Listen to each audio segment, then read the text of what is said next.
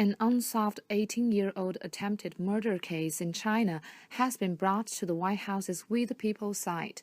So far, the petition to the U.S. government demanding the deportation of the suspect back to China has garnered more than 140,000 signatures within 4 days, as the public fury over the possible foul play that might have perverted the course of justice continues to boil in China nearly 2 decades later. But the growing sense of social injustice in the past few years and total lack of trust in Chinese judicial system turned Chinese netizens' attention to the White House, which they believed is more likely to address grievances in China than the Chinese government. Zhuling, the victim, was a sophomore majoring in chemistry at the prestigious Tsinghua University. In December 1994 and March 1995, she was twice hospitalized for severe pain in abdomen and limbs, extreme hair loss, facial paralysis, respiratory dysfunction, and eventually, in the case of the second hospitalization, a 5-month coma. According to multiple Chinese media reports, including the state broadcaster China Central Television, the police later determined that Zhu was poisoned with thallium, an extremely toxic and yet rare chemical substance to which only a handful in the entire university had controlled access. The perpetrator clearly made 2 separate attempts. Seeing Zhu was able to recover from the first poisoning attempt, the perpetrator significantly increased the dose 3 months later in an effort to kill her. In the end, Zhuling magically survived, although she had already sustained irreversible neurological damage and is left with permanent intellectual and physical disabilities. It is said that the prime, some say the only, suspect is Sun Wei, Zhuling's dormitory roommate at the time. Sun was both Zhu's good friend and a fellow contender for a spot in the university orchestra. Because of her advisor's research interest, she was the only student at Tsinghua University to have access to the chemical, but she was never arrested or charged, and the police indefinitely suspended investigation of Zhu's case after the questioning of Sun, citing lack of evidence.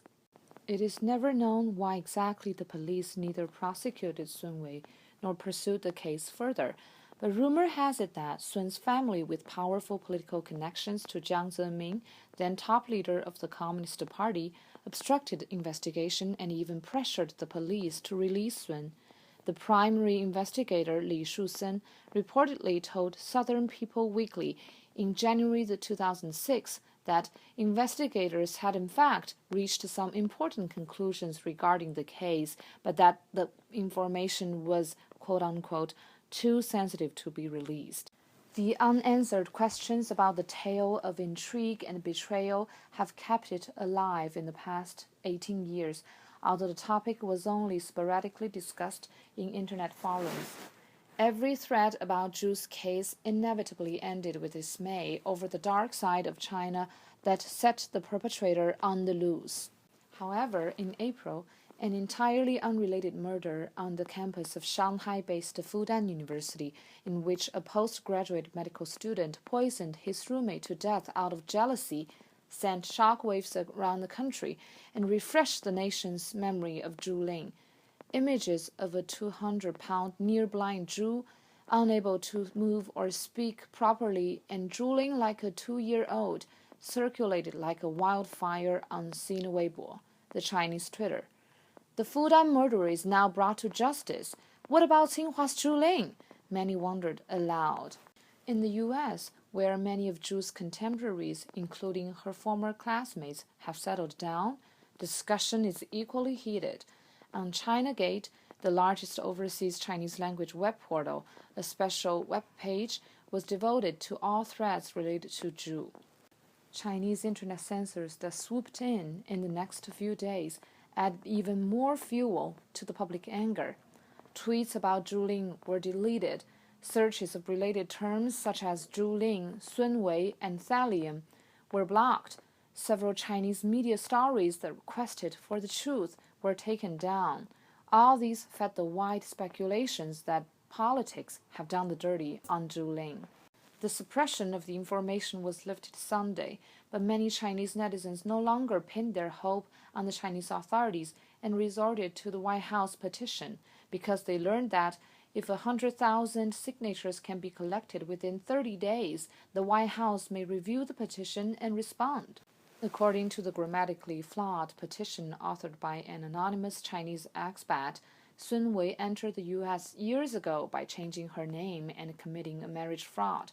To protect the safety of our citizens, we petition that the government investigate and deport her, it reads. If a country as large as China fails to uphold justice for this vulnerable woman, this is shame on the country. If 1.3 billion fellow countrymen fail to provide aid and support to Zhuling, this will be the moral degeneration of all of us. A widely circulated appeal for donation and petition says. French philosopher Montesquieu once said, "An injustice committed against one is a threat made to all." He would have never known that more than 3 centuries later in the campaign for Zhuling, this quote of his has become the wake-up call for Chinese and has been shared by more than 42,000 Weibo users.